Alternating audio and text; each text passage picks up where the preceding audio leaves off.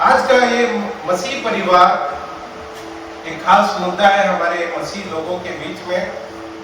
हमारे पारिवारिक जीवन काफी समस्या में आते हैं, इसीलिए हम मसीह जीवन में सही तरीके से नहीं बढ़ पाते। लेकिन जब हमारा पारिवारिक जीवन यानी पति पत्नी और परिवार बच्चों का जीवन जब सही से हम बिताते हैं तो प्रभु का महिमा के लिए हमारा जीवन होता है। और इसे हमें सीखने की जरूरत है, इसे हम अपने जीवन में लागू करें। आज जो वचन सुनने जा रहे हैं और उसके अनुसार चलें, कोशिश ना करें, आप चलें, कोशिश करें मैं चलें। जब एक कदम हम उठाते हैं तो हमारे लिए आसान हो जाता है। मैं एक वचन आपके पास पढ़ूंगा आपके सामने, फिर हम प्रभु के दास को हम आमंत्रित करेंगे। बुक ऑफ जोशुआ, यहोशू का किताब 24 अध्याय चैप्टर 24। आप सभी उस वचन को निकालें। उसका 15 वचन कई समस्याओं कई बातों में गुजरते हुए यहोशू अपना एक अनुभव और अपना टेस्टिमनी और एक डेडिकेशन, एक समर्पण को यहोशू वहां पर अपना डेडिकेशन, एक समर्पण को रखता है। 24 का 15 और यदि यहोवा की सेवा करनी तुम्हें बुरी लगे तो आज चुन लो कि तुम किसकी सेवा करोगे। एक फ्रीडम, एक आजादी यहाँ पर दे रहा है। आप चुनो, आप चुनाव करो, आपको सही गलत क्या लगता है, चुनाव आपका है। लेकिन यहोशू अपने बारे में क्या कहता है, आप चुन लो कि तुम किसकी सेवा करोगे, चाहे उन देवताओं की जिनकी सेवा तुम्हारे पुरखा महानद के उस पार करते थे, और चाहे अमेरिकियों के देवता की सेवा करो जिनके देश में तुम रहते हो। लास्ट में उसका यहोशू का स्टेटमेंट देखिए क्या कहता है, परंतु मैं तो अपने घराने समेत यहोवा की सेवा नित्य करूंगा। मतलब लगातार मैं परमेश्वर की सेवा करते रहूंगा, और वो अकेला नहीं, मैं और मेरा परिवार मिलकर परमेश्वर का महिमा करना, काम करना, सेवा करना बहुत जरूरी है। और जब परिवार मिलते हैं एक बहुत बड़ा ताकत में आते हैं। जब परिवार में पति और पत्नियों में या बच्चों में इस प्रकार की फूट या ऐसी बातें हैं जो कड़वी बातें हैं, अगर परिवार में रहता है तो परिवार नष्ट होते जाता है। लेकिन हम मसीह परिवार ऐसे नहीं है। मसीह परिवार हम एक आदर्श परिवार है, लोगों के लिए एक आशीष का कारण है। और इस वचन से आज ये हमारा रखने का उद्देश्य यही था कि हमारा मसीह परिवार कलीसिया के अच्छे से प्रभु में जड़ पकड़कर आगे बढ़े, ये हमारा उद्देश्य है। और मैं प्रभु में ऐसा विश्वास करता हूँ आज का ये सभा हमारे आने वाले दिनों के लिए एक आशीष का कारण होगा। हालेलुया। आप विश्वास करते हैं, पूछने की जरूरत नहीं है, आप इसलिए आए हैं। हालेलुया। आइए हमारे बीच में प्रभु का दास ब्रदर विल्सन हमारे बीच में है। आइए हम ताली बजाकर स्वागत करें। हालेलुया। पवित्र नाम की महिमा हो। आज का विषय है मसीही परिवार। अभी इसमें क्या क्या टॉपिक है मैं जरा बता दूं आपको। एक तो है कि परिवार क्या है, दूसरा है कि इसकी स्थापना कौन की, अगला है एक अच्छा परिवार की जरूरत क्या है, और ये परिवार के खिलाफ आने वाला प्रहार, अटैक, नया जो आधुनिक मॉडर्न चिंताएं क्या है परिवार को लेकर, मसीही शादी क्या है, और उस शादी में हम खुश कैसे रहें। जब मैं इसका पढ़ाई कर रहा था मैं सोचा शायद मैं शादी करने के पहले अगर ये पढ़ता और सिखाता तो मैं अपने जीवन में बहुत गलतियां नहीं करता। तो मुझे भी एक मौका मिला कि मैं इसका अध्ययन करूं, पढ़ाई करूं। तो उसमें जो शादी है उसके अंदर कवर किया है कि हमारा रवैया, एटीट्यूड, कम्युनिकेशन, मतलब हम एक दूसरे से और बच्चों से, समाज में हम संपर्क कैसा करें, दूसरों से हम कम्युनिकेट कैसा करें, भक्ति, ये सब इसका विश्लेषण किया जाएगा। प्रोत्साहन, कौन किसको कैसा प्रोत्साहन करना है, माफी, डांटना, कैसा डांटना है, हाथ पैर उठा के डांटना है, आंखें दिखा के डांटना है या ऐसे डांटना है, और गिफ्ट हम देते हैं पति पत्नी को देते हैं, बच्चे माँ बाप को देते हैं, माँ बाप बच्चों को देते हैं। नम्रता, नजदीकियां, पति पत्नी पे नजदीकियां, वचन के आधार पर क्या है वो हम देखेंगे और कुछ सजेशंस हम देंगे। आनंद, मसीह परिवार में आनंद, एक व्यक्ति को पूछा गया कि आप शादीशुदा था तो लास्ट आप कब हंसे, तो वो तो शादी कर तो उसके बाद कभी हंसते नहीं। तो लेकिन मसीह परिवार में हंसना जरूरी है। कैसा हंसना? आप बोलेंगे कि बहुत बार हंसी क्या, हंसना क्या भूल जाते हैं, समस्या आती है, तो वो कैसा हम पार करें, मसीह लोग कैसा उसे पार करें। उसके बाद देना और मसीह जीवन में उत्सुकता, ये सारे टॉपिक्स के अलावा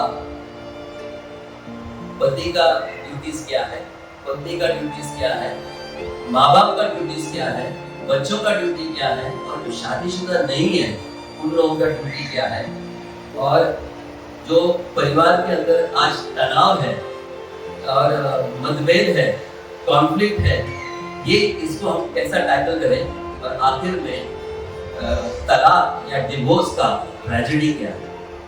पहले कुछ वचनों को हम पढ़ेंगे और मैं आपको बताना चाहूंगा कि ये वचन आखिर तक साथ रहना है। मतलब ये वचन के ऊपर ध्यान रख के हमको दूसरी चीजें देखना है।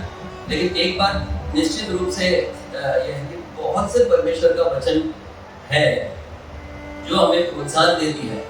सारे कुछ मैंने यहाँ रिसर्च करके लाया नहीं है, लेकिन आपके लिए एक एडवाइस है कि जितना आप बाइबल पढ़ोगे, जितना आप वचन में बने रहोगे, आपको समय समय पर वो आपको बहुत मदद आएगी।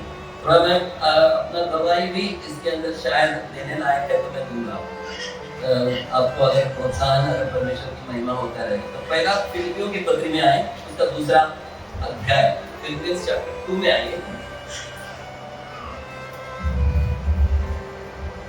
तो 5वां वाक्य से 11वां वाक्य तक पढ़े। 5वां वाक्य पे जरा जोर दें।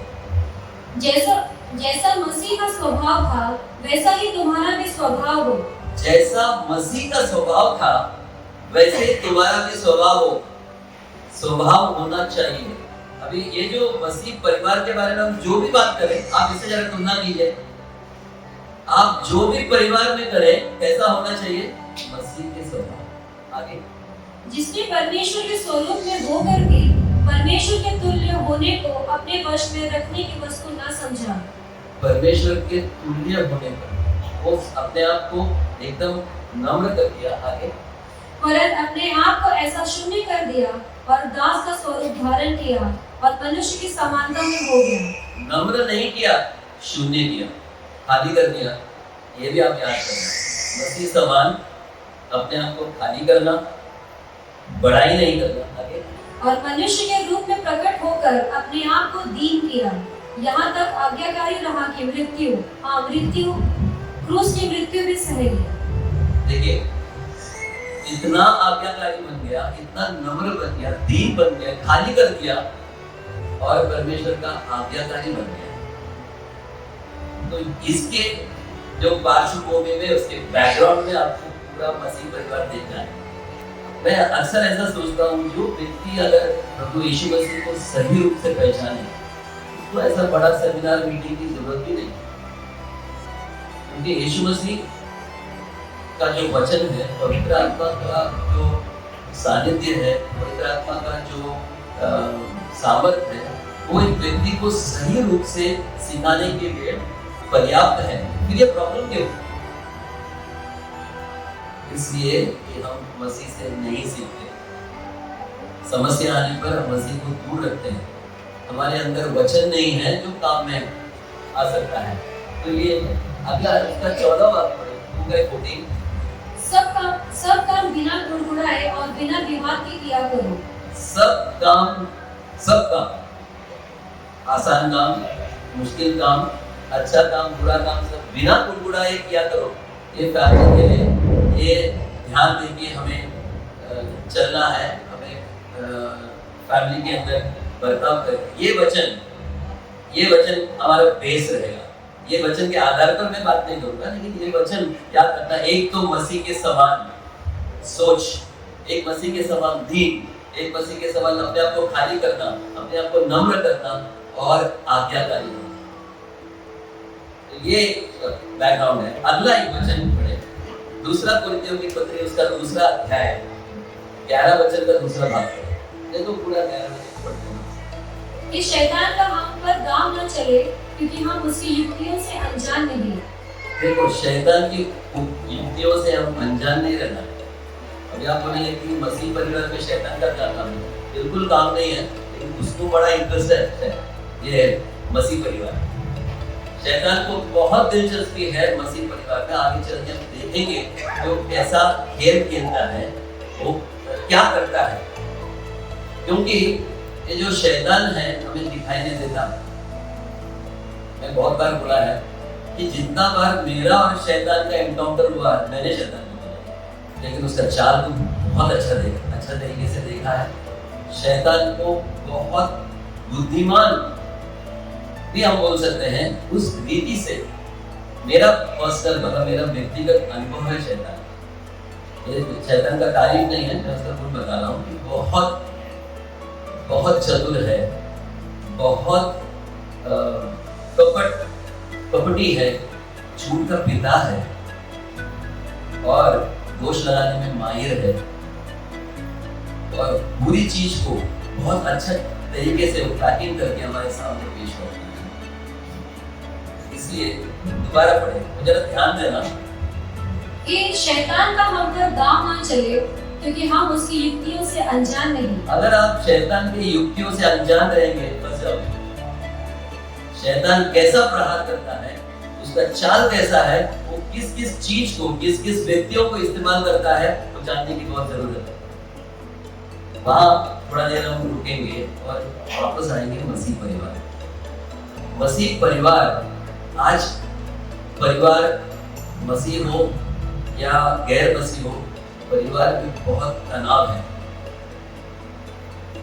एक समय था घर पे टीवी नहीं था, आज ऐसा एक समय है हर रूम में टीवी है और आपको पता है हर हाथ में टीवी है। तो बहुत हमको इन्फ्लुएंस करने वाले, मतलब हमें हमारे घर के अंदर, हमारे जीवन के अंदर, हमारे हर प्राइवेट जगह में भी मीडिया घुस चुका है। आप कहीं भी जाओ आपको कैमरा दिखाई देगा। कैमरा इतना छोटा हो गया है, शायद किसी के शर्ट के ऊपर भी कैमरा हो सकता है। तो आप या हम या मैं छुपा नहीं है। और ये जो फैमिली है, मसीह परिवार है, परिवार ऐसा एक क्षेत्र है, वो एकदम बेसिक यूनिट है। पहले डिक्शनरी में हम जाते हैं कि परिवार का परिभाषा क्या है। ये बार बार हम दोहराएंगे। अंग्रेजी में लिखा है the basic unit in society, मतलब जो एकदम प्राथमिक जो एक यूनिट है समाज में। ट्रेडिशनली मतलब परंपरागत, कंसिस्टिंग ऑफ 2 पेरेंट्स, दो मतलब माँ बाप जैसा, रेयरिंग देयर चिल्ड्रन, मतलब पारंपरिक रीति से 2 व्यक्ति जो माँ बाप कहलाते हैं, वो समाज में अपने स्वयं बच्चों को परवरिश करना, वो फैमिली माना गया है। अब इस परिभाषा को लेकर आज के युग में जो शादी हो रही है, आदमी आदमी के बीच और औरत औरत के बीच, क्या वो खुद के बच्चों का परवरिश करेंगे? वहां रुकने के बाद आएंगे वापस। वहां पर पहला पॉइंट क्या है कि फैमिली क्या है। अभी अगला है ये परिवार की स्थापना कौन की। पहला अध्याय इसका 27 और 28। तब परमेश्वर ने मनुष्य को अपने स्वरूप के अनुसार उत्पन्न किया, अपने ही स्वरूप के अनुसार परमेश्वर ने उसको उत्पन्न किया, नर और नारी करके उसने मनुष्य की सृष्टि की। और परमेश्वर ने उनको आशीष दी और उनसे कहा, फूलो फलो और पृथ्वी में भर जाओ। तो ये पिता परमेश्वर ने परिवार की स्थापना की। नर और नारी, नर और नर नहीं, नारी और नारी नहीं, नर और नारी। तो पिता परमेश्वर जो स्थापना की, वहां से हम शुरुआत करते हैं ये परिवार। और यीशु मसीह ने परिवार के बारे में क्या कहा? ये मरकुस का सुसमाचार इसका 10वां अध्याय। सृष्टि के आरंभ से परमेश्वर ने नर और नारी करके उनको बनाया है। इस कारण मनुष्य अपने माता पिता से अलग होकर अपनी पत्नी के साथ रहेगा और वे दोनों एक तन होंगे। इसलिए वे अब दो नहीं पर एक तन है। इसलिए जिसे परमेश्वर ने जोड़ा है उसे मनुष्य अलग न करे। मनुष्य या कोट एक शादीशुदा व्यक्तियों को अलग नहीं कर सकता। यीशु पिता परमेश्वर जो कहा, यीशु मसीह दोहरा रहा है, नर और नारी सृष्टि की शुरुआत से। और एक व्यक्ति अपने माता पिता को छोड़कर पत्नी के साथ हो जाएगा। इसका मतलब ये नहीं कि लड़का शादी करने के बाद माँ बाप को ठुकराना, नहीं, इसका मतलब ये नहीं है। इसका मतलब ये है कि अभी माता पिता के अधीन नहीं रहा, वो पत्नी के साथ जुड़ गया, पत्नी की जरूरतों को वो ज्यादा ध्यान देना है। माँ बाप को ओल्ड एज होम पे पहुंचाना नहीं, इसका मतलब माँ बाप का अनादर करना नहीं। ये मतलब है कि वो अलग हो गया। मतलब मैं घर पे बताया, जिस दिन विजी ने शादी की, दखल अंदाजी हमने बंद की। वो क्या करता है, उसे हम देखते रहते हैं। हम उसको नहीं बोलते कि ऐसा कर वैसा कर, पति से ऐसा बात कर, ऐसा उठ, ये टाइम में सो जा, ये टाइम में खाना खा, नहीं। अभी वो एक अलग यूनिट बन गया है, क्योंकि इसका जो सीन है, जो पिता परमेश्वर यीशु मसीह सृष्टि के शुरुआत से लेकर परिवार के लिए परमेश्वर ने ये योजना किया है। और ये योजना के विरुद्ध कोई भी नहीं आना है, और वो परमेश्वर के नियम का, स्थापना का उल्लंघन है। मैं अक्सर कहता हूं कि अगर परमेश्वर को साक्षी मानकर एक आदमी और औरत शादी करता है, वो शादी परमेश्वर के सामने वैलिड है। आप सोचेंगे फिर बहुत से लोग मंत्र पढ़ते हैं, कोई प्रेयर करते हैं, उनको जोड़ते हैं, बांधते हैं, सोना लगाते हैं, धागा लगाते हैं, गांठ मारते हैं, नहीं। परमेश्वर का योजना है कि एक नर और नारी परमेश्वर में जुड़ जाए। उनका जो जोड़ है परमेश्वर करता है, और परमेश्वर की ओर वो जुड़ते हैं, परमेश्वर में जुड़ते हैं और आपस में जुड़ते हैं। इसमें खोट, पड़ोसी, रिश्तेदार, माँ बाप, सास ससुर, भाई बहन, जेठ जेठानी, भाभी, कोई भी नहीं। ये बहुत बहुत गंभीरता से समझने वाली बात। एक बार, नाम नहीं लूंगा मैं, एक बार मैं बस में ट्रैवल कर रहा है और अपना कल्याण का एक व्यक्ति मेरे बाजू में बैठा है। बोला, ब्रदर आपसे एक बात करना है। बोला, क्या है? ये सचमुच हुआ घटना है। बोला, आप जब कल्याण में आएगा ना, मेरा पत्नी से जरा बात करना। बोला, क्या हुआ? पत्नी ऐसी है वैसी है। तो मैं सोचा अब ये क्या बोल रहा है, इसको जवाब दे दूं, क्या दे दूं? तो मैंने बोला कि पत्नी का काफी सारा दोष आपने बोला, आप बिल्कुल परफेक्ट है। उसका जवाब नहीं था। मैंने बोला, भाई आप दोनों के बीच में मैं नहीं आऊंगा, आप ऐसा करो, आप एक उत्तम पति बन जाओ। मैं आपका पति को जानता हूँ, लेकिन मैं इसमें दखल देना नहीं चाहता। आप दोनों एक है, उसके बीच में किसी को घुसने मत देना, परमेश्वर से प्रार्थना करना, परमेश्वर के वचन में सारी चीज लिखा है। और अगर आपको क्या लिखा है जानना है तो मैं बताऊंगा, तो मैं आपका पत्नी से कैसा बर्ताव करने के लिए मैं नहीं कहूँगा, लेकिन इतना कहूँगा कि आप उत्तम पति है क्या नहीं। आप जरा अपने आप से पूछो। अगला टॉपिक है अच्छा फैमिली। कैसा है अच्छा फैमिली, पूरा फैमिली? मैंने कई शादियों को देखा है, शादी के रात टूटते हुए शादी को मैंने देखा है, 65-70 साल भी टिकने वाली शादी को मैंने देखा। अब मेरा भी शादी से मैं निकल रहा हूँ, 31 साल के करीब हुआ है।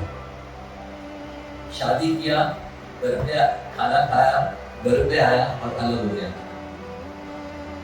ये गैर मसीह नहीं मसीह, विश्वासी नहीं विश्वासी वो बात की बात।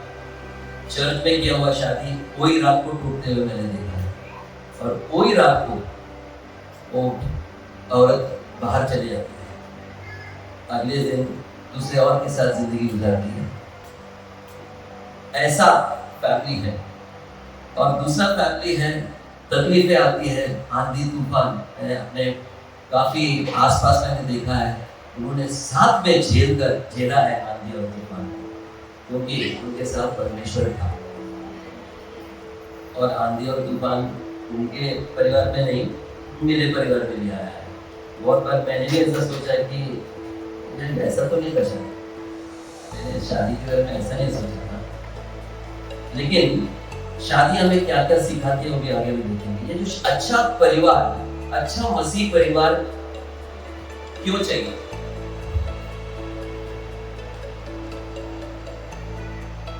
अगर अच्छा परिवार है तो अच्छा चर्च बनता है,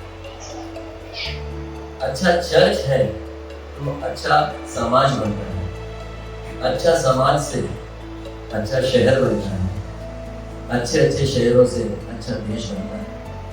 आप रिटर्न देखिए, देश सही नहीं है तो नेताओं को गोश्त न दीजिए, आप फैमिलीज में देखिए, परिवारों में देखिए, देश का असर दिखाई देगा। लोग मैं एक व्यक्ति को पहचानता हूँ जिसकी 2 पत्नियां हैं। वो जब हमारे साथ आता है तो एक पत्नी से क्या बात करता है, दूसरा पत्नी से क्या बात करता है, हमें सुनाई देता। पत्नी क्या बोलता है हमें नहीं सुनाई देता, लेकिन ये जो बोलता है सुनाई देता। तो मैंने उसका सारांश ऐसा निकाला, जो अपने पत्नी से झूठ बोलता है हमसे भी झूठ बोलता, वो बाहर निकल के भी झूठ बोलेगा, देश में झूठ बोलेगा, समाज में झूठ बोलेगा। और ये झूठ एक परिवार से होकर अनेक परिवार में मल्टीप्लाई होकर देश के स्तर पर, देश के लेवल में जाएगा। झूठा देश, एक भ्रष्ट देश, कुछ बिना कमिटमेंट का देश। तो हमारे अच्छे परिवार होना इसलिए जरूरी है कि वो परिवार से जो गवाही निकलती है, जो सीखने को मिलता है उसको। एक बार एक व्यक्ति ने मुझे बोला कि मैं फलाने परिवार के बाजू में रहता हूँ, आप पहचानते हो परिवार में? परिवार में मैं आपको बोलता हूँ मैंने बहुत झगड़ा सुना है। मैं क्या कहूँ? जहां से आवाज प्रार्थना और गाने का आवाज आना चाहिए, वहां से क्या आ रहा है? झगड़े की आवाज।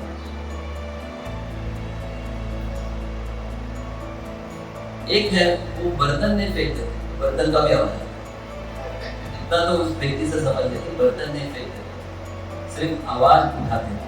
तो बाहर जो आदमी, जो व्यक्ति खड़ा है, वो हमारे घर के अंदर से क्या आवाज सुनाई देता है? वो व्यक्ति जब बाहर जाता है, या व्यक्ति का पति बाहर जाता है, बच्चे बाहर जाते हैं, तो क्या असर पड़ता है समाज पर, वो हम नहीं सोचते। और हमको लगता है कि जैसा आपको सबको पता है, हाल ही में मैं अपनी टीम से मैंने शेयर किया, जो राजा है, राजा को अपना प्रजा के ऊपर बहुत विश्वास था, और विश्वास को स्थिर करने के लिए उसने क्या कहा कि बड़ा एक कुंड, उस जमाने में बड़ा एक कुंड रखा है, आज रात को 12 और सुबह 5 बजे के बीच में सबको एक कप दूध डाल देना, एक कप दूध डाल देना। सुबह खोल के देखा जाएगा कि हमें हमारे राज्य से कितना, ये शहर से कितना दूध आया। जब राजा ने सुबह खोला तो सिर्फ पानी था। सभी ने सोचा कि मेरा एक कप दूध से क्या होगा, बाकी सब तो दूध डाल रहे हैं। तो हम अगर सोचे कि मेरा परिवार में थोड़ा झगड़ा होने से क्या होगा, उसका असर आप नहीं जानते हैं बच्चों पर, पड़ोसियों पर, शहर पर, समाज पर, ऑफिस पर। नहीं तो आपको अलग अलग टाइप का मास्क रखना पड़ेगा। बहुत साल पहले मैंने मास्क के ऊपर एक प्रचार किया था। मास्क, तभी तो कोविड भी नहीं आया था, बरसों पहले। इसलिए कि एक व्यक्ति के हाथ में या कबर्ड में या वार्डरोब में कहीं है या बैग में अलग अलग तरीके का मास्क होना चाहिए। अभी हम, अगर मैं आपको बताऊं कि कपड़े का मास्क होना चाहिए, मैचिंग मास्क होना चाहिए, N95 होना चाहिए, अलग अलग नंबर के मास्क है, तो आप समझ जाओगे। लेकिन वैसे ही अगर घर के अंदर अलग मास्क, ऑफिस के अंदर अलग मास्क, दोस्तों के बीच का अलग मास्क, रात के समय अलग मास्क, इतना मास्क को रखना पड़ेगा। तो जब जितना व्यक्ति के पास कम मास्क है उतना व्यक्ति बहुत तनाव रहित रहेगा, टेंशन फ्री रहेगा और वो नैसर्गिक नेचुरल तरीके से वो बर्ताव करेगा। तो ये अच्छा फैमिली का मतलब है कि अच्छा फैमिली से हम जो प्रभाव डालते हैं। आज प्रकाशित वाक्य में जो मैं कोट नहीं करूंगा, ऐसा लिखा है कि अंत के दिनों में जो धर्मी है वो अधिक धर्मी बनता जाए, जो गंदगी कर रहा है वो अधिक गंदगी करे। क्यों? मतलब हम सब विश्वास करते हैं कि अंत का समय का शुरुआत तो हो ही चुका है और वहां पर अगर हम और भी अच्छे नहीं बनेंगे हमारे लिए दिक्कत है। और अगर हम अपना परिवार को नहीं संभाले, अपना कलीसिया नहीं समझेगा, कलीसिया नहीं समझेगा तो समाज नहीं समझेगा, हमारा ऑफिस सही नहीं होगा और शहर, हमारे देश, सारे चीजों पर उसका असर भयानक है। वो जिस दिन हम समझ पाएंगे उस दिन ये जो परिवार का महत्व अधिक तरीके से समझ में आएगा। और मैं पीछे जाता हूँ, जो उत्पत्ति का पहला अध्याय में पढ़ा, पिता परमेश्वर ने जो स्थापना की, हम उसको तहस नहस करते हैं। पहला पाप हम वही करते हैं अगर हम एक अच्छा परिवार को नहीं खड़ा करते। बड़ा दुख की बात है कि हम इस पिता परमेश्वर ने बनाया हुआ, स्थापना किया हुआ एक परिवार, यीशु मसीह चौराया हुआ एक परिवार, ये परिवार को हम मजाक में लें, आसानी से लें, एकदम सहज तरीके से हम जीने की कोशिश करें। बहुत बड़ा जिम्मेदारी है एक मसीह परिवार। एक परिवार जिम्मेदारी है बहुत बड़ा और मसीह परिवार अधिक जिम्मेदारी। आगे हम देखेंगे कि सारे पहलू को हम टटोल के या स्पर्श करेंगे कि परिवार और शादी कैसे होनी चाहिए, क्या है। अभी आगे देखते हैं कि ये जो मैंने कहा पहले भी कि शैतान का बहुत नजर परिवार पर रहता है। और जब हम प्रार्थना करते हैं परिवार में, अक्सर परिवार के लोग, आस पड़ोस के लोग, नेताओं के लिए, देश के लिए और रिश्तेदारों के लिए और कलीसिया के मेंबर के लिए, पास्टरों के लिए, उनके परिवार के लिए, बच्चों के लिए, परीक्षा जिसका लिखने वाला है, जिसने लिख कर हो गया, उनके लिए, सारे उनके लिए प्रार्थना करते हैं। मेरे ख्याल से प्रार्थना ऐसा भी करना चाहिए जो फैमिली के ऊपर अटैक जो हो रहा है, जो प्रहार हो रहा है, इसके खिलाफ हम हर हफ्ते दोहराते हैं कि हमारी लड़ाई के हथियार शारीरिक नहीं है, वो गढ़ों को ढा देने वाला है और जो परमेश्वर के खिलाफ उठने वाली हर एक इस ऊंची बात को हमें गिराना है। तो परमेश्वर के खिलाफ वो ऊंची बात अगर हम उठाते हैं तो किसको मजा आता है? शैतान चाहता है कि हम झगड़ा करें, शैतान चाहता है कि हम झूठ बोले, शैतान चाहता है कि हम अपने परिवार में ऐसा कुछ करें कि परिवार आगे नहीं बढ़े। उसके खिलाफ हमें लड़ना है। जैसा यीशु मसीह ने कहा कि पहले परमेश्वर का धार्मिकता और उसके राज्य की खोजी बनो, बाकी सब दिया जाएगा।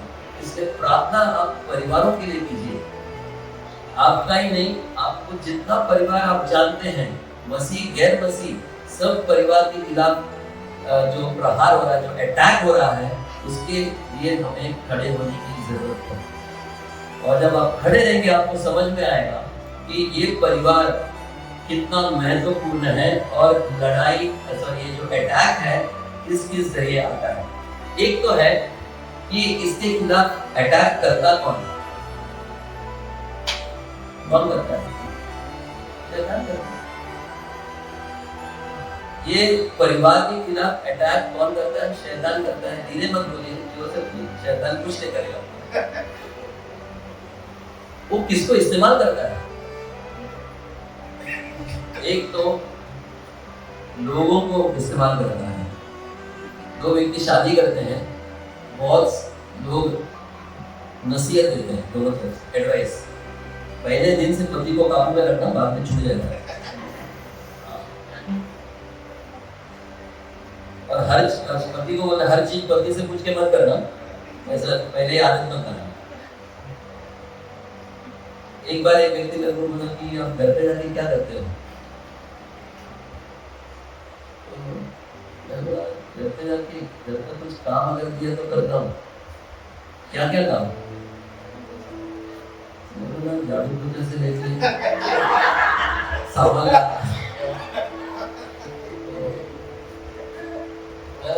तू क्या करता है? बोला मैं निकल जाता हूँ इस सब चीज से बचने के लिए। जाते हैं दोस्तों के बीच। ये थोड़ा इसमें मैंने मसाला ऐड किया। मैं रोज झाड़ू पोछा नहीं करता, रोज बर्तन नहीं धोता, रोज टॉयलेट नहीं धोता, लेकिन ये सब कोविड में बहुत कम है। और जो हमारे घर में एक मैडम आती है हमको मदद करने के लिए, वो बोलता है कि ये बर्तन आपका पति ने धोया, ज्यादा चमक रहा है, जिम्मेदारी बढ़ गई। तो ये शैतान अगर क्या रिटर्न आए, ये व्यक्तियों को इस्तेमाल करता है। शादी करने के बाद लोग ऐसा नसीहत दे देते हैं, भाई जुड़े रहो, एक दूसरे के प्रेम में रहो, एक अच्छा बनो, एक दूसरे को सपोर्ट करो। ऐसा नहीं पहले से काबू में रखना। और शराबी तो शराब पीता है, हाँ अभी तक मेरे सामने पिया नहीं, आगे पीने मत। ऐसा सब मतलब बहुत, खैर मसीहों के लिए शायद नहीं होता होगा, आपके सामने नहीं पीता होगा। तो ये शैतान व्यक्तियों को इस्तेमाल करता है। तो ये जो दूसरा पॉलिटिकल जब पढ़ना नहीं, कि मैं याद दिलाता हूँ कि शैतान का चाल से आप वाकिफ हो। यीशु मसीह ने पतरस को शैतान नहीं कहा, पीछे खड़ा था। और वो शैतान लोगों को इस्तेमाल करता है, अपना परिवार के अंदर प्रवेश करने का कोशिश करता है। उसको बिल्कुल शांति पसंद नहीं। वो हाथ पैर उठवाएगा, चिल्लम चिल्ली करवाएगा, ये सारा चीज उसको पसंद है। वो व्यक्तियों को इस्तेमाल करता है। अगला सोसाइटी को इस्तेमाल करता है। आपके आजू बाजू के लोग हैं, वो बर्दाश्त नहीं करेगा। शैतान उसके जरिए आपके परिवार के अंदर एंट्री करने का कोशिश करेगा। हर फैमिली के साथ ये सारी चीजें होती। वो फैमिली को चुनता है और फैमिली का शायद एक मेंबर को चुनता है, उसके जरिए अटैक करता है। कभी कभी फैमिली के आप छोटे से एक फैमिली में आवाज आता है, मतलब वो झगड़े में सारे लोग शामिल हैं, ईमानदारी से शामिल हैं। इसका मतलब है सारे लोगों को शैतान इस्तेमाल करना है। एक ही व्यक्ति चिल्लाता है तो उसको इस्तेमाल करता है। तो शैतान का चाल समझो, हर पल शैतान हमारे परिवार को अटैक करने की कोशिश करता है। हमारे से बड़े बड़े डायलॉग बोलता है, चुनौती देता है, डराता है। और मतलब झगड़ा हो गया, पति ने चाकू ले लिया, शायद मारेगा नहीं। मैं एक व्यक्ति को जानता हूँ, बहुत शराब पीता था और घर पे जाके बहुत ड्रामा कर रहा था। तो एक पत्नी भी मुझे और मेरे एक दोस्त है, वो बोलता था कि क्योंकि मेरा दोस्त का गाँव वाली है, वो बोलता था कि बर्दाश्त नहीं होता, ये बहुत ऐसा है पढ़ा लिखा इंजीनियर है। तो एक दिन शाम को ऐसा हुआ कि शराब पी कर गया और एक बच्चा है उनकी। तो ये मैडम है, अंदर गई और मिट्टी का तेल केरोसिन डाल दिया, मगटियों का से डाल दिया। और मैं अभी जलाऊंगी, अभी अपने आप को जलाऊंगी बोलते जला दिया। शैतान उसको इस्तेमाल किया और वो आज व्यक्ति यहाँ मुंबई छोड़ के बैंगलोर चला गया, बीच बीच में आता है, इसमें फैमिली तहस नहस। शैतान खुश हुआ क्योंकि वो शराब के अधीन था, जो शैतानी ताकत है। पत्नी को इस्तेमाल किया डराने का, धमकाने के लिए, और उसके अंदर उस फैमिली नष्ट हो गई। अगला है, आपको बोलने की जरूरत नहीं, मीडिया। मीडिया के बारे में क्या तारीफ करें, कहां पहुंच गया। अब कुछ टीचर्स का कहना है कि दूसरी और तीसरी में पढ़ने वाले बच्चों की 20-22 साल के बच्चों का क्या करते हैं।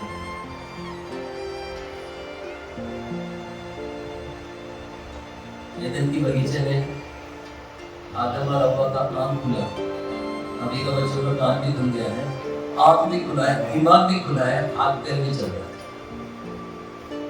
शैतान किस तरीके से समाज को तहस नहस कर रहे हैं।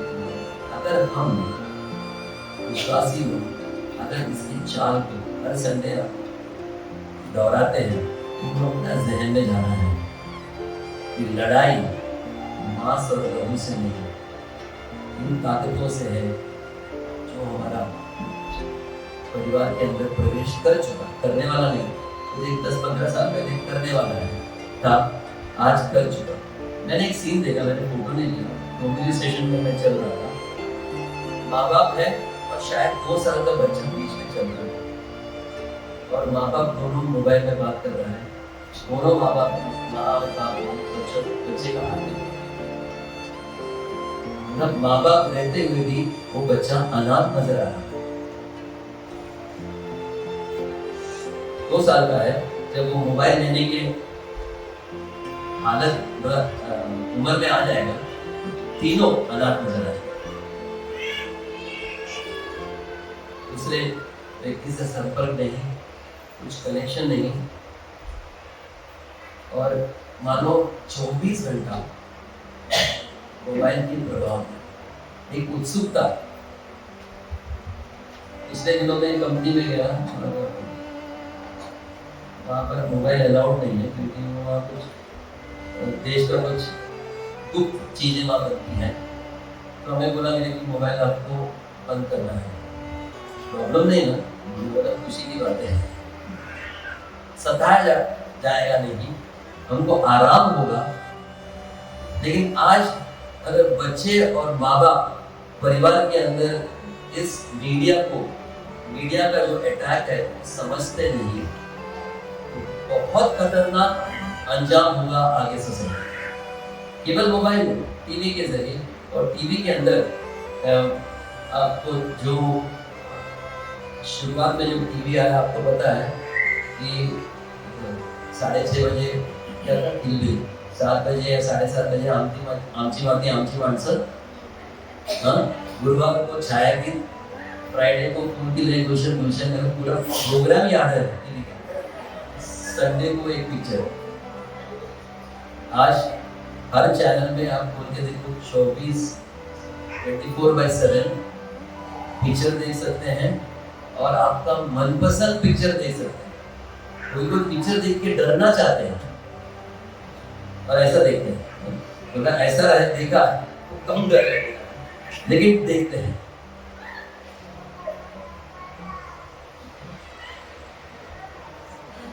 तो ये शायद अपने को लगता होगा कि नहीं, हम इसमें कहाँ फंसे हैं या हमारे पर क्या होगा, लेकिन शैतान अच्छे तरीके से मीडिया के माध्यमों को इस्तेमाल करके हमारे परिवार के अंदर प्रभाव डालता है। अभी ये सवाल है कि इससे कैसे बचे।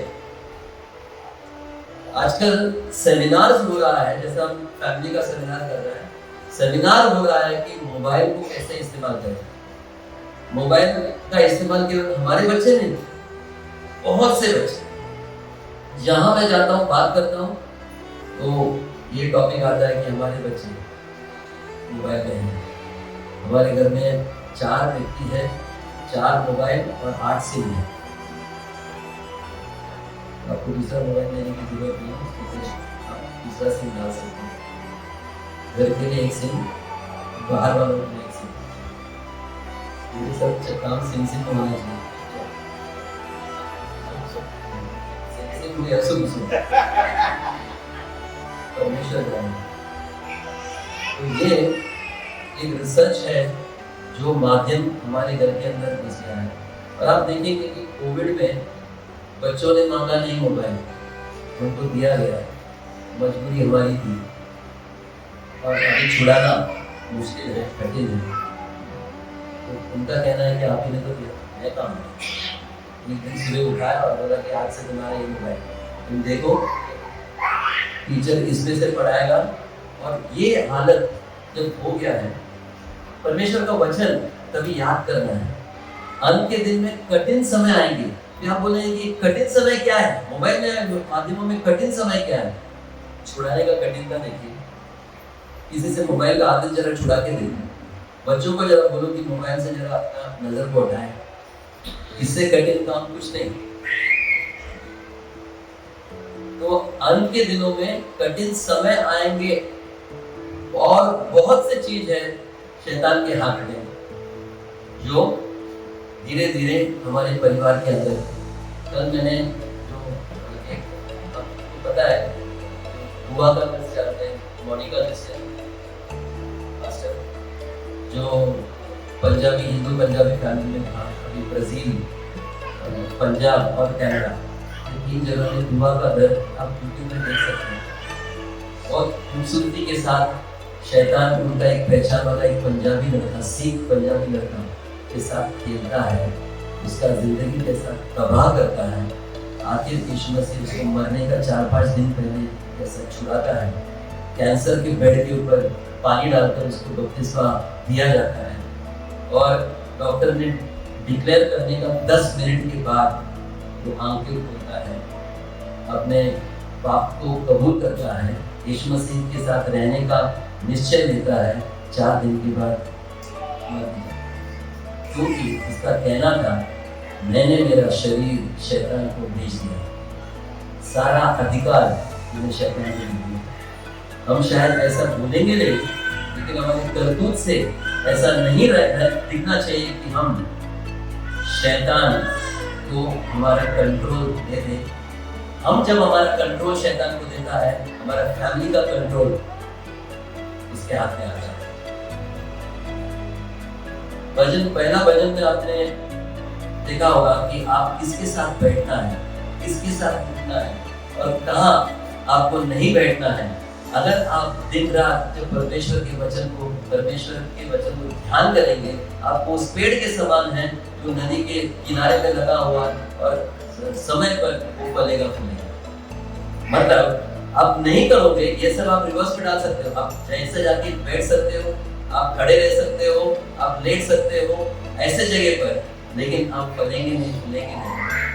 आप शैतान के अधीन हो जाओगे। आप इनडायरेक्ट वे से आप बोल रहे हो कि मेरा परिवार मैं आपके हवाले करूंगा।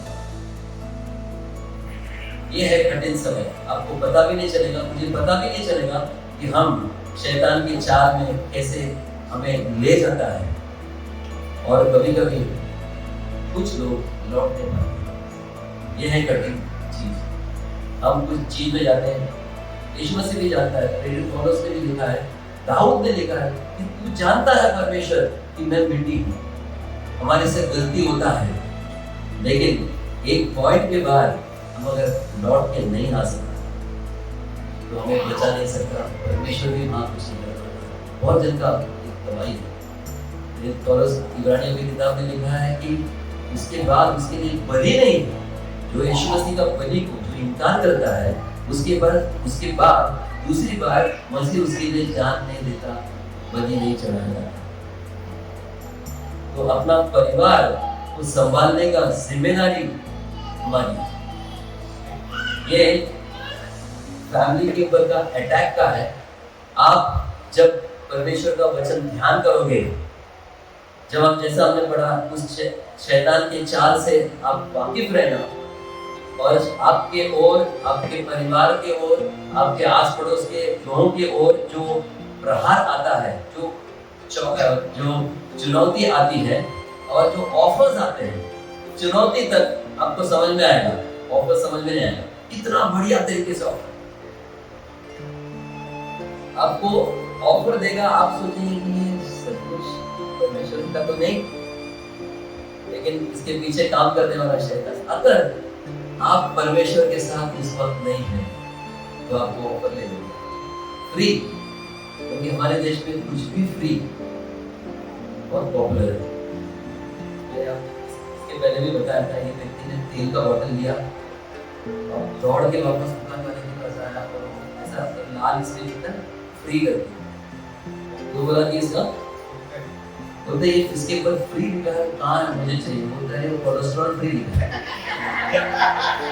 पार्टी चम्मच फ्री लिखा है। तो हम दौड़ के जाते हैं, शैतान क्या करता है, अलग अलग जगह पे फ्री चीज रखते हैं और हम मक्खी के समान अगर उसके सामने उसके ऊपर जाके बैठे तो कभी मक्खी निकल जाए, कभी मक्खी फंस जाए। देखा है मक्खी चिपक जाता है, फिर बचाने वाला कौन है? हम क्या करते हैं? लेके मार देते हैं, मर गया। तो शैतान चाहता है कि हम मक्खी की तरह जाके उसके ऑफर के ऊपर बैठे और फ्री जो है वो ले ले। फ्री क्या है? टेंशन, बर्बादी, परमेश्वर से दूर, बीमारी, ये सारा चीज पीछे पीछे आता है, तुरंत नहीं। क्योंकि उस व्यक्ति जो मोनिका क्रिश्चियन क्या बोल रही है, वो जो व्यक्ति कोमा में गया, कोमा में जाने के बाद काफी दिन के बाद जब लौट कर आया, वो सारा श्रेय शैतान को दे रहा था। शैतान ने ही मुझे दोबारा जिंदा किया है। और बाद में उन्होंने वचन बोलकर उसका बहन विश्वासी की और सच्चा और जीवते परमेश्वर का वचन बताकर जब उसका मन पिघल गया, उसने अपना पाप का कबूल किया, तब उसको समझ में आया कि उसने सारा अधिकार शैतान को दे चुका था। ये अटैक हो गया।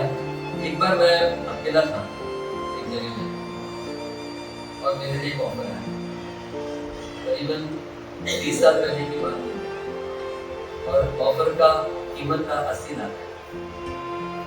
बहुत बढ़िया ऑफर, होटल का रूम में और बंदा आया और ये ऑफर दिया। मैं बोला कि मैं बाद में बताऊंगा। बहुत कुछ प्रार्थना किया, मैं एक प्रेयर वॉरियर नहीं हूँ, मैं बहुत देर प्रार्थना नहीं कर सकता। मैं परमेश्वर से छोटे छोटे लफ्ज़ों में मांगता हूँ, परमेश्वर सहायता कर। अच्छा ऑफर है, अच्छा पैकिंग है। तो दूसरा दिन आया, शाम को बोलते हैं आपका क्या जवाब है इस ऑफर में? मैं बोला मेरा ऑफर नहीं, मैं ऑफर नहीं दूंगा। क्यों? इतना बढ़िया ऑफर है। मैं बोला नहीं, मैं यहाँ जो काम के लिए आया हूँ और जिसने मुझे काम के लिए भेजा है उसके खिलाफ बगावत कभी नहीं। पैसा मिले ना मिले, नुकसान हो या ना हो, मैं इस ऑफर में नहीं हूँ।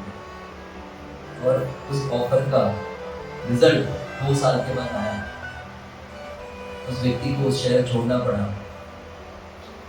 उसका तलाक हो गया, वो उसका काम चला गया। उसने कितना कर्जा ले रखा था, शायद वो मेरे में भी आ जाता था, और तहस नहस हो गया। अगर मैं जुड़ जाता तो मेरा भी आदत शायद उससे बदतर होता। ये जो ऑफर जब आता है, हमें समझना है कि ऑफर शैतान दे रहा है या परमेश्वर दे रहा है। अगर हमारे में वचन नहीं है, अंदर वचन नहीं है, पवित्र आत्मा हमें डायरेक्ट नहीं करता, उस ऑफर को हम पहचान नहीं पाएंगे।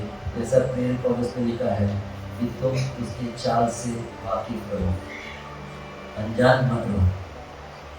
लोगों को शैतान मत बुलाना, लेकिन शैतान की हरकत लोगों के द्वारा पहचान। और इसलिए हमें परमेश्वर से जुड़े रहना और हमारे आत्मिक नेटवर्क को एक्टिव रखने की जरूरत है। अगर हम एक्टिव नहीं है नेटवर्क, अगर परमेश्वर के कनेक्शन में हम नहीं हैं, तो शैतान क्यों आए। 3 या 4 और ऑफर्स मेरे को आए थे। अगर मैं वो ऑफर ले लेता तो शायद मैं यहाँ खड़ा भी नहीं रहता। आपके सामने बोलने लायक भी ऑफर नहीं है तो हम छोड़ देंगे, ठीक है। अभी जो आधुनिक विचार फैमिली के प्रति हम देखेंगे, आधुनिक विचार एक तो है, ये बहुत ही पुराना एक संस्था है, परिवार, इंस्टीट्यूशन इंग्लिश में बोलते हैं। और संस्था में कौन रहना चाहता है? संस्था मतलब नियम, संस्था मतलब कमिटमेंट, मतलब कटिबद्ध हो, और संस्था मतलब कुछ जगह पे सीमित है, आप यहाँ वहां घूम नहीं पाएंगे। तो समाज बोलता है कि बहुत अधिकांश लोग बोलते हैं कि शादी है ना, हम परिवार से धीरे धीरे शादी में आ रहे हैं, क्योंकि शादी के बिना परिवार नहीं। डिक्शनरी बताता है कि पति पत्नी और उनके बच्चे, बाजू वाले के नहीं, और बाहर से लिए हुए बच्चे नहीं।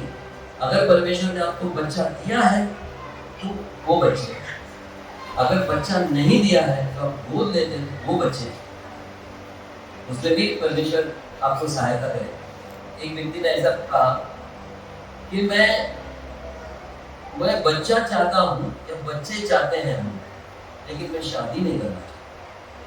तो सोचा कि अनाथ बच्चों को नहीं, अनाथ बच्चे भी नहीं चाहिए। फिर कैसा होगा? शादी नहीं चाहिए, तो क्योंकि वो शादी पुराना ख्याल है। अभी नए युग में शादी, अभी बाहर जाएंगे अब तो लोग बिना शादी किए, वो अगला है लिव इन रिलेशनशिप। बदलापुर में 2 साल पहले लिव इन रिलेशनशिप में एक लड़का और लड़की रहता था, और लड़की अच्छा खासा काम करती थी और लड़का उसका फायदा उठाकर शराब पीता था। जब शराब पी के पड़ा है तो नेचुरल है कि पत्नी फिर घर पे ज्यादा देर नहीं बिताएगी, वो बाहर बिताएगी, ऑफिस के बाद जो उसके फ्रेंड्स के साथ। तो इसको शक आने लगा, तो शक गुस्से में बदल गया।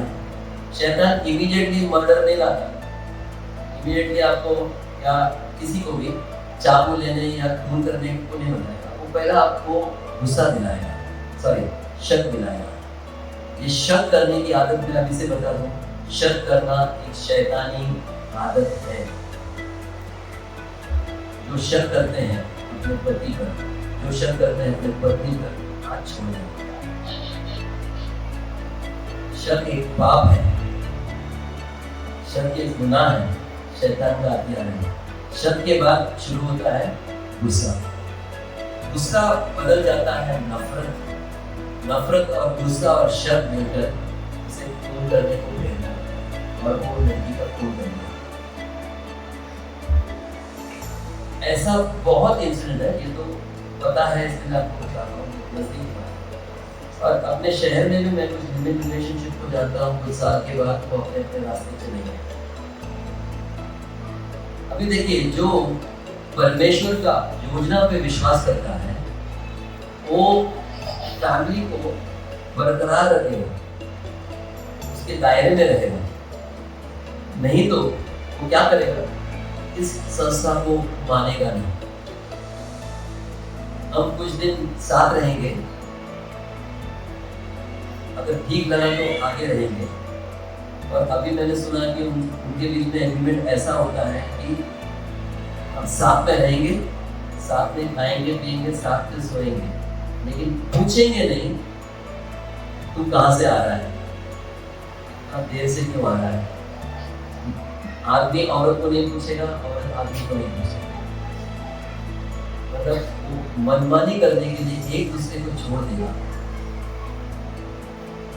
अभी अगर आप ये जो डिजाइन है, परमेश्वर ने किसी चीज की निर्माण जब की, एक डिजाइन दिया है, और वो डिजाइन में अगर मकसद नहीं है तो ऐसा लोग बोलते हैं, ऐसा कुछ लोग ऐसा भी विश्वास करते हैं, कीचड़ था काफी दिन, कीचड़ के अंदर से हम धीरे धीरे कीड़े मकोड़े, बाद में मेंढक, मेंढक के बाद मछली के बाद केचुआ, और उसके बाद धीरे धीरे वो तट पर आए। तट पर धीरे धीरे वो सैकड़ों हजारों लाखों साल के बाद आदमी आए। ये बीच का सब लोगों को आप निकाल दो, कीचड़ और आदमी, मतलब कीचड़, मैथमेटिक्स के हिसाब से कीचड़ से आदमी। तो कीचड़ से आदमी निकलना मकसद क्या है? क्या मकसद है जिंदगी में? कुछ नहीं, कीचड़ से निकला है। तो समाज बताने का कोशिश कर रहा है कि कीचड़ से निकला हुआ है, तो ज्यादा मकसद नहीं अपनी जिंदगी के लिए। तो आप ये मत सोचना, अपना गंभीरता से आप लेना नहीं। आपको जो मन में आए करे, सिर्फ इतना है कि दूसरों को तकलीफ करें, खाए पिए, जो मनमानी मन में आए करे और निकल जाए और मर जाए। बाद में क्या पता क्या है। तो हमारा मकसद वहां शैतान कट कर रहा है। जीने का, उत्पत्ति का कोई मकसद नहीं, सृष्टि का मकसद नहीं, जीने का मकसद नहीं। लेकिन अगर ये व्यक्ति को हम पूछते हैं कि अगर तुमने किसी पे विश्वास किया, उसने धोखा दिया, तो तुझे तकलीफ क्यों? मकसद नहीं। अगर किसी ने खून किया, उसको सजा क्यों? मकसद नहीं। ट्रेन में भी हम 2-4 घंटे एक व्यक्ति से मिलता है, वो अचानक उतर जाता है, अभी उतरना नहीं चाहिए। ये लगाव टीचर से आएगा, ये लगाव इंसान के अंदर कैसा है? प्रेम का विश्लेषण वो टीचर के द्वारा या डिजाइन के द्वारा वैज्ञानिक नहीं कर पा रहे। हमारी भावना कहां से उत्पन्न हुई, क्यों उत्पन्न हुई, उसका जो शुरुआत हम विश्वास करते हैं कि परमेश्वर है शुरुआत, वो कहते हैं कीचड़ है। तो सारा जिंदगी कीचड़ करने में प्रॉब्लम क्या है? तो शैतान का सवाल है कि तुम्हारा जिंदगी में कुछ मकसद ही नहीं, तुमको सृष्टि करने वाला ही नहीं, अपने आप तुम कीचड़ से आए हो, जिसके अंदर वचन नहीं, जिसने इस जिंदा परमेश्वर को पहचाना नहीं, उसके सामने अगर ये विचार हम रखते हैं, हमारा बढ़िया है, कुछ भी कर सकते हैं, कुछ भी कर सकते हैं। अगर ऐसा है तो मैं यहाँ का नागरिक हूँ और मुझे कहीं से पे भी चल के, यहाँ से मैं स्टेशन तक में चल के जाने लायक आजादी है मुझे। आजादी दी है सरकार। मैं सोचूं कि रोड के बीच में मैं आजादी होनी चाहिए। अगर ट्रक आया तो मुझे भी जाना है, ट्रक को भी जाना है, आजादी। तो ये आजादी किसने दी? आजादी का सीमा कौन निर्णय करता है? जिंदगी को यहाँ तक कौन लाया? मरने के बाद वो कहाँ जाता है? ये सब चीज का जवाब उनके पास नहीं है। अगर सादा एक पेन, अगर मैं एक बच्चे को कहूँ, एक 10वीं में जो पढ़ता है बच्चे को कहूँ कि मैंने कुछ प्लास्टिक और स्टील और कुछ स्याही, मतलब केमिकल की नीला कलर का एक रूम में बंद करके रखा और 1,55,000 साल के बाद एक पेन निकला।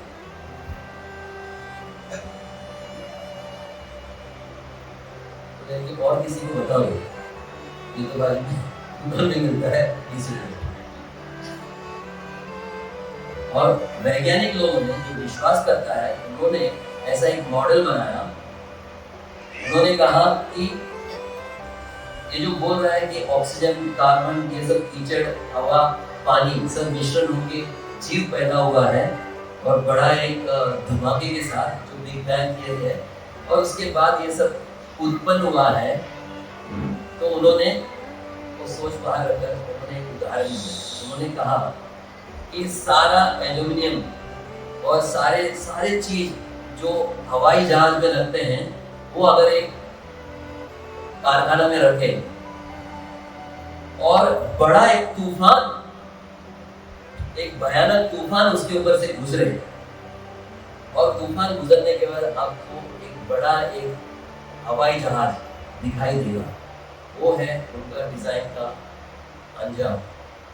वो जो प्रोबेबिलिटी बोलते हैं, मतलब जो संभावना है, जो कीचड़ से इतना बढ़िया एक शरीर या पेड़ पौधे जीव उत्पन्न होने का उतना ही चांस है जितना हम सारे चीज को जमा करके रखते हैं, एक तूफान को उसके ऊपर से निकालते हैं तो तूफान थमने के बाद एक अच्छा हवाई जहाज मिलता है। नामुमकिन क्या है किसान, नामुमकिन। इसका मतलब है कि हमारा सृष्टि के पीछे एक डिजाइनर है, किसी का मकसद है और हमारे जीवन को एक मतलब है, एक अर्थ है और वो अर्थ पिता परमेश्वर परिवार में रखा है, जिम्मेदारी परिवार में।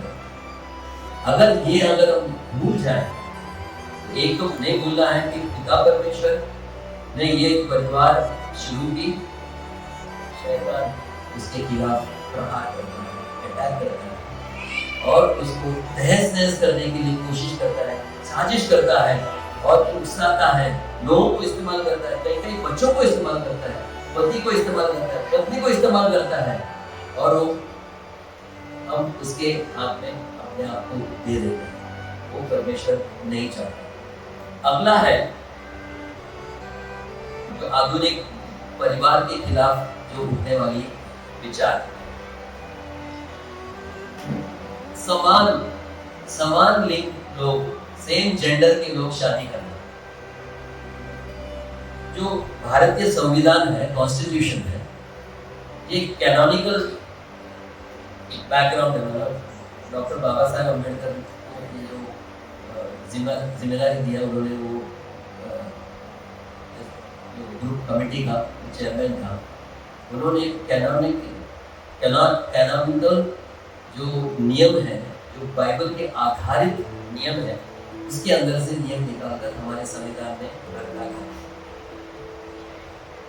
कुछ साल पहले सुप्रीम कोर्ट के पास गया, ये जो कोई हिंदू संस्था की खिलाफ है, हमारे विश्वास के खिलाफ है, तो ये आप इसको रोकना है। तो सुप्रीम कोर्ट ने कुछ समय लिया और बोला बराबर है, ये समाज में ये सही नहीं है, आदमी आदमी और औरत औरत शादी करना। वो लोग बहुत खुश हुए और 2 साल या 1 साल हुआ है, पता नहीं, हाल ही में वो खुशी मना रहे थे। वही सुप्रीम कोर्ट कुछ साल के बाद बोल रहा है कि आदमी आदमी और औरत शादी करना कोई प्रॉब्लम नहीं।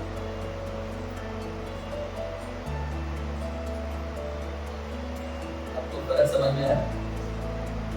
तो सुप्रीम कोर्ट कहता है कि ये गलत है, हमने दोनों पक्षों का स्टेटमेंट दिया, उसके आधार पर हम कह रहे हैं ये गलत है।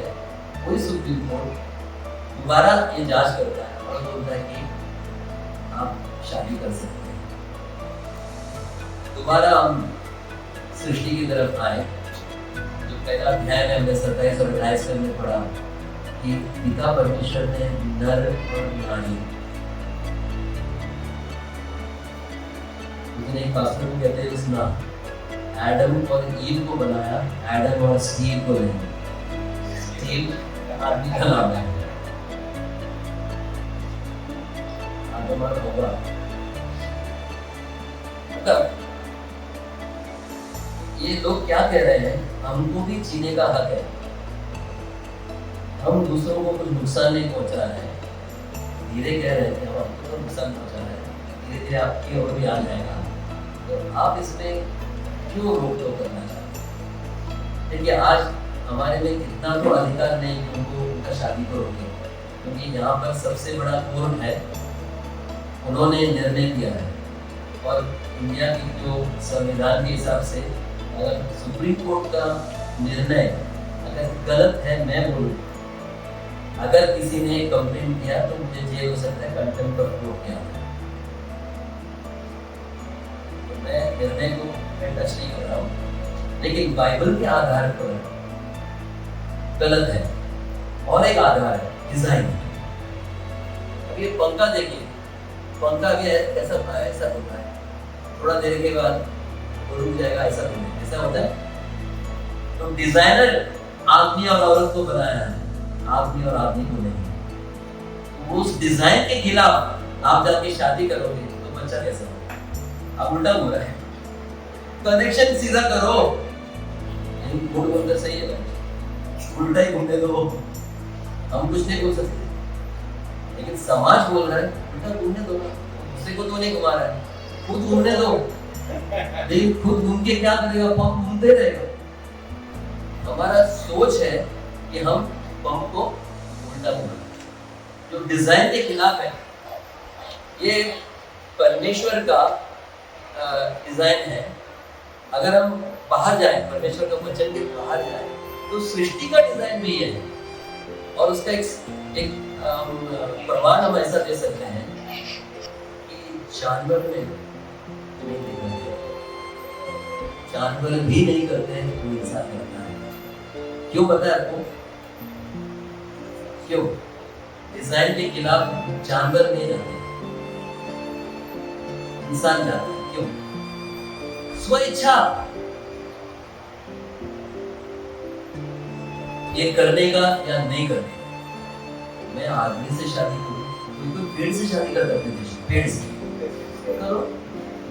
तो ये स्वेच्छा या फ्री विल का इस्तेमाल हम करते हैं। इसलिए अगर मैं यहाँ खड़े रह के बोलूं कि परमेश्वर नहीं है, मेरे पे बिजली नहीं गिरेगी, परमेश्वर इतना दयालु है, वो समय देगा वापस आने, वो शायद हंसेगा मेरे पे। दाऊद ने लिख के रखा है कि कौन अपने मन में कहता है परमेश्वर नहीं है, मन में, बाहर मत कहना, जोर से मत कहना। अगर आपको लगता है कि परमेश्वर नहीं है, जब में जाके अकेले में कहना, मन में कहना, खुलेआम नहीं कहना। क्योंकि रोमियो की पत्री उसका पहला अध्याय में देखिए, देखा है कि इस परमेश्वर का जो अनदेखा गुण सारे सृष्टि में हमें दिखाई देता, उसका कलाकृति, उसका आर्ट, उसका डिजाइन एक छोटा एक घास के पौधे में से लेकर हमारा शरीर में भी दिखाई देता है। 20 करोड़ सेल से ऊपर भेजे में है, 20 करोड़ एक व्यक्ति प्रोसेस करता है, वो कंप्यूटर को बनाता है। तो ये जो पंप है, ये फैन है, जब इंसान ने बनाया हुआ चीज इंसान के डिजाइन के अंतर्गत जब रहता है, तो ये महान परमेश्वर जो जिन्होंने हमको बनाया है, अगर हम डिजाइन के बाहर जाएं, स्वेच्छा का इस्तेमाल करें, तो उसका अंजाम खतरनाक है। हम उल्टा घूमते हुए नजर आएंगे नहीं, दिखाई नहीं देगा। वैसे हमारी जिंदगी उल्टा होगा, इसका अंजाम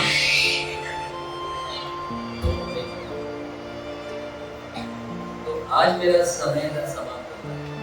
आगे में हम जाएंगे, अभी अगला फ्राइडे हम क्रिश्चियन मैरिज में प्रवेश करेंगे और मसीह शादीशुदा जिंदगी, जो परिवार का शुरुआत है, वो कैसा होगा।